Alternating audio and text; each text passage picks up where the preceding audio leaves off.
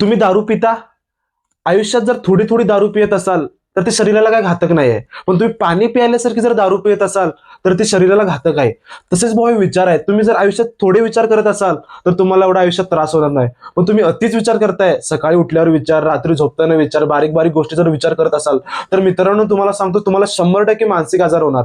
आणि हा मानसिक आजार खूप बेकार असतो मित्रांनो. तुम्हाला केवळ शारीरिक आजार झाला तर चालेल, कुठं हात मोडला, कुठं पाय मोडला ते चालेल, पण मानसिक आजारमध्ये भावांनो पूर्ण वाट लागते आयुष्याची. तुमची तर तुमच्या आयुष्याची वाट लागते आणि तुमच्या फॅमिलीच्या आयुष्याची वाट लागते. विचार एवढा कसला करायचा आहे आपल्याला? हे ओव्हर थिंकिंग आहे की नाही भावानो, एक एक नंबर मध्ये झंड आहे भावानो. मी अनुभव घेतलाय, आयुष्याला घोडे लागतात भावा ओव्हर थिंकिंग मुळे. आणि दुसरी गोष्ट तुम्हाला मी सांगतो, कसला विचार करायचा एवढा? माणूस जगतो किती? 60 ते 70 वर्ष माणूस जगतो. 70 गुणिले 365 करा, एवढे 1000 दिवस आपल्याला जगायचे आहेत भावांनो. आरामात जगा, नो टेन्शन, आरामात एकदम. पुढचं पुढे होईल हे असं फक्त आपण विचार एवढाच ठेवा, पुढचं पुढे बघता येईल.